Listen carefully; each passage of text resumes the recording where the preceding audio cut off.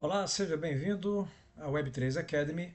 Eu sou o professor José Emiliano e estou com você nessa nossa jornada de descoberta da Web 3.0.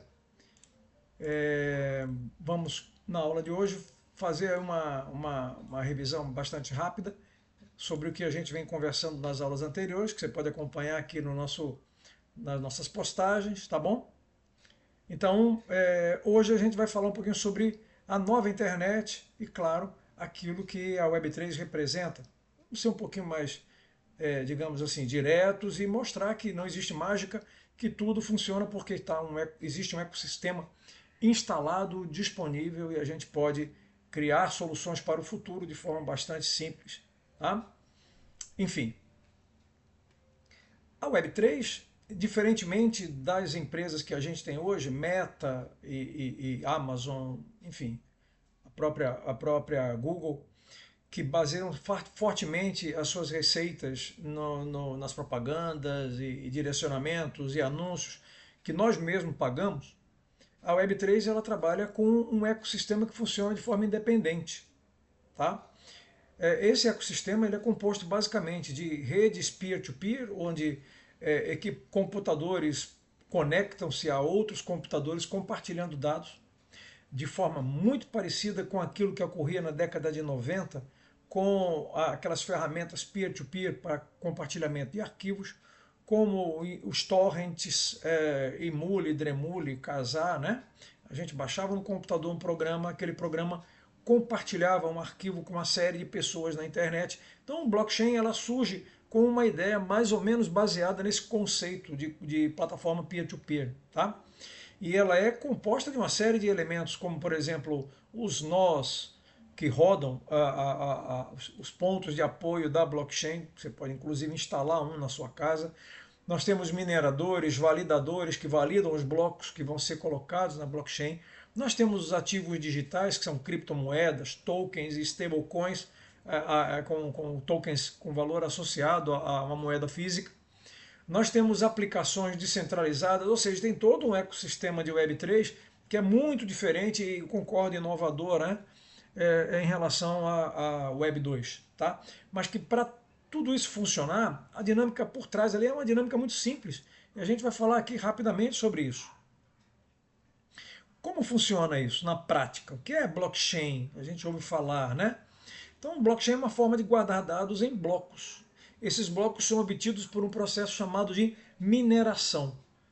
E cada computador que roda um nó de blockchain na internet, ele é capaz de fazer a mineração também, tá? Mas também eu posso ter equipamentos específicos chamados miners, que eu posso adquirir e criar uma fazenda de mineração. A gente já falou sobre isso nas aulas anteriores, então você dá uma pesquisada aí, dá uma olhadinha nos vídeos onde eu falo do ecossistema da Web3, tá bom? Mas assim, em termos bastante práticos, é, a gente pode dizer que aqui tem de forma bastante simplória, tá? Um conjunto, um ecossistema com quatro nós peer-to-peer, né? Quatro nós de blockchain. Eu tenho dois usuários que estão ali hoje conectados ali na blockchain e vamos supor que esse usuário que aqui se encontra, ele queira transferir um determinado valor para esse usuário que se encontra aqui nesse lado direito da tela. Então ele faz basicamente o quê? Usando a carteira MetaMask dele, ele vai informar o endereço de origem, o endereço de destino e o valor que ele pretende transferir. Isso feito, ele faz uma nova requisição. Quando ele assina a carteira MetaMask autorizando isso, ele provoca o lançamento de um bloco. O pedido de um bloco, né? Ele faz uma queue, né? Ele coloca numa fila de transações. Então todos os nós são informados de que alguém está pedindo uma transação.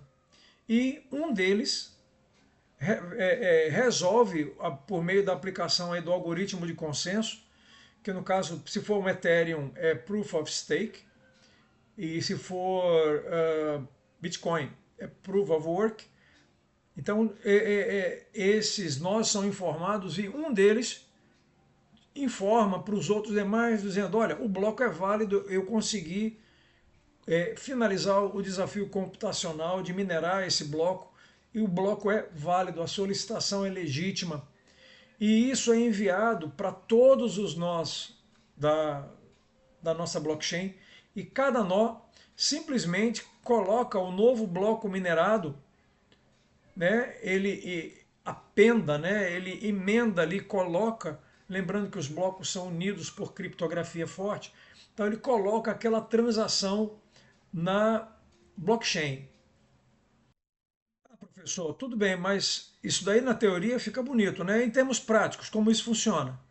Bom, em termos práticos eu tenho aqui, por exemplo, um scanner, né? Esse scanner diz aqui, ó, quem é a carteira que está enviando, quem é a carteira destinatária e o que está sendo transmitido, transferido.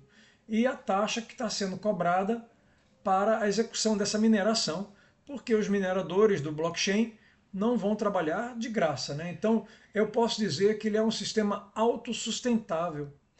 As transações feitas pelos usuários para inserir transações no ecossistema, isso garante o funcionamento da plataforma como um todo. Então não é necessário a utilização de assinaturas, de utilização de propaganda, enfim, uma série de coisas que a gente conhece na Web 2 e que são comuns na Web 2. Tá? Então a Web 3 ela tem essa característica que torna filosoficamente uma coisa diferente. E esses nós aqui, em sua grande maioria, são nós de pessoas comuns, como eu, como você e qualquer outra pessoa que tenha interesse, até mesmo empresas que queiram investir nesse ramo de negócio e receber por remuneração ou validação de blocos que estejam colocados na blockchain. Então, de forma bastante simples, né? Para você que não acompanhou aqui, ó, vou resumir. Um usuário quer transferir um valor, ele vai na minha blockchain, solicita essa transação, isso é feito um broadcast, no caso da Ethereum são 12 mil nós na rede, são notificados instantaneamente quanto a isso, é aplicado o algoritmo de consenso, seja ele Proof of Work ou Proof of Stake, o minerador ou validador que encontrar o bloco notifica todos os nós da rede, olha, eu encontrei o bloco é válido, e o bloco é replicado para todos os nós, mantendo a blockchain sincronizada. É isso que faz esse ecossistema funcionar, esse ecossistema fantástico funcionar. E tem suas vantagens quando a gente compara a Web 2 com a Web 3. Então vejamos, hoje eu quero transferir um determinado valor. Um usuário A transferir um valor para um usuário B, usando Pix, que é uma forma de pagamento comum hoje. Então eu falo com o meu banco, Banco A, Banco A entra em contato com o Banco Central registra isso e manda para o Banco B, que informa o usuário que chegou um dinheiro em conta.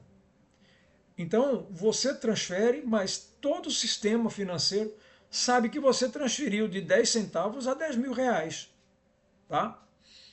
Na Web3, a coisa não é assim, ela é de forma direta. É como se eu tivesse pego a minha carteira física, né? Hoje em dia praticamente ninguém usa mais, e eu pego o dinheiro aqui, ó, vamos supor, uma notinha aqui, ó.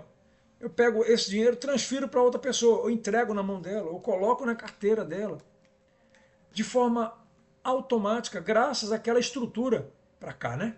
Aquela estrutura que vocês viram nos slides anteriores. Aquela rede peer-to-peer, aquelas transações, elas oficializam, vou mostrar as transações novamente aqui, ó. Essas transações que aqui aparecem, elas é que mostram que eu transferi um valor de uma pessoa para outra. Aqui aparece registrado. Então, digamos assim, eu até posso dizer que é algo muito transparente, transparente em relação até ao próprio sistema financeiro que a gente usa hoje. Tá? Então, isso é uma vantagem da Web 3 em relação à Web 2.0. Essa aqui é mais importante. Quando você vai entrar em qualquer plataforma que está baseada na solução Web 2, você autentica com o Google, e o Google sabe que você acessou aquilo. A Google vai lá e registra aquele teu acesso e ele vai te mandar anúncios e marketing, que ele tem que manter toda aquela estrutura rodando. Você está pagando por isso, não sabe que está pagando, mas você está pagando. Está pagando com seus dados, está pagando, sustentando aquelas campanhas de marketing que são pagas para atingir você. Então, quando você acessa um site e diz no Google que está acessando, o Google registra isso nos cookies aí do seu navegador, ele lê esses cookies de volta e direciona a propaganda para você. É assim que funciona. Na Web3, a coisa não é dessa forma. Não há necessidade dessa cobrança. Então, na Web3, quando você entra numa plataforma, primeira pergunta, quer conectar-se a essa página da internet? A tua carteira vai abrir essa pergunta. Quando você diz, ok, eu quero, eu conecto direto. Para o domínio, o site, não interessa saber quem é a pessoa. Dentro da Web3, a gente não fala na identidade, a quem é fulano de tal, é cicrano. Não é. É a carteira, é o endereço da carteira que interessa. Não, aquele usuário acessou. Então a coisa é tratada de forma mais anônima, mais livre. Não quer dizer que seja, digamos, como alguns comentam comigo aqui, eu tenho recebido alguns directs aqui, algumas mensagens. Ah, professor, mas isso daí não é mais perigoso? Não, de certa forma. A gente pensa, ah não, mas o pessoal vai fazer mau uso da Web3. Poxa, mas faz mau uso do sistema bancário atual. Tem quadrilhas que utilizam bancos para fazer transferência de dinheiro, desvio de recursos, como a gente vê aí noticiado na televisão, enfim. Então, não, eu não vou dizer que a Web3 vai solucionar esse problema, mas a Web3 vai solucionar o problema de, digamos assim, você ter sua conta monitorada o tempo inteiro, de você vai transferir um valor determinado de uma conta sua para uma conta de uma outra pessoa, tudo que você faz, o sistema financeiro está sabendo o que você está fazendo. Aqui na Web3, eu sei que a carteira tal transferiu um valor para a carteira tal, mas quem são essas pessoas? Podem ser uma empresa transferindo para outra, pode ser um usuário transferindo para outro. É assim que funciona. É realmente um modelo disruptivo, tá bom? Continuando aqui.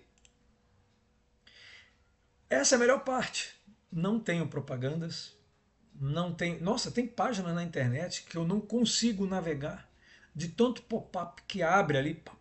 Meu Deus, pipoca na minha tela. É uma poluição, e até portais de notícias importantes estão repletos de propaganda. Isso você não vai encontrar na Web3. Bom, uma aplicação descentralizada para fechar aqui essa questão, claro, a gente teve aqui na Web3 Academy uma série de aulas anteriores que mostram com detalhes isso, mas hoje aqui eu posso tratar como sendo um resumão, tá? Uma aplicação descentralizada em relação a uma aplicação convencional, ela tem uma série de vantagens. E a principal vantagem dela é a operação de forma contínua. Então vejamos. Imagine você do lado esquerdo, aqui nós temos uma aplicação centralizada. É o modelo atual que a gente tem, né? Com um servidor na internet, as pessoas acessando aquele servidor. Esse é o modelo atual. Do lado direito, nós temos aqui o modelo da Web3, onde eu tenho uma rede peer-to-peer formado por blockchain e seus nós, conectando usuários entre si. O que acontece quando uma aplicação centralizada ela falha? Então, o servidor cai e vocês já enxergaram com certeza esse tipo de mensagem na tela. Olha aqui um site fora do ar. Por quê? A aplicação está pausada, ela parou, saiu do ar, ou foi tirada do ar, o que é grave, né?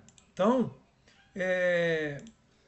com a Web3, se um nó de blockchain por acaso cair, deixar de funcionar, os usuários automaticamente são direcionados a interagir com os demais nós da blockchain e a aplicação continua funcionando. Tá? Então isso garante para o usuário da Web3 uma permanência, uma alta disponibilidade.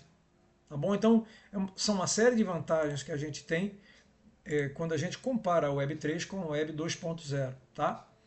Então para finalizar esse resumão aí de hoje, eu digo para vocês que o Web3 tem uma série de vantagens. É o futuro da internet como nós conhecemos, é o fim da internet como conhecemos, é o futuro da nova internet, são uma nova visão, conectando pessoas entre si, de forma permanente, descentralizada, tá?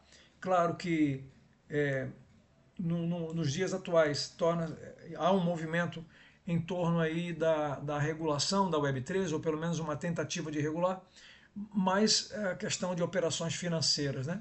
Mas existe uma possibilidade, uma gama enorme de funcionalidades ou de possibilidades no emprego da Web3, tá bom? Então, para a gente encerrar, eu agradeço aí a você ter assistido a nossa aula. Eu peço que você inscreva no nosso canal, tá? Marque aí o sininho para notificações de novos conteúdos. E a gente continua aqui produzindo aí material para Web3, aulas sobre Web3, sobre conteúdo. E em breve começaremos a produzir material para o curso de programação em Solidity. Tá bom? Obrigado então e até a próxima.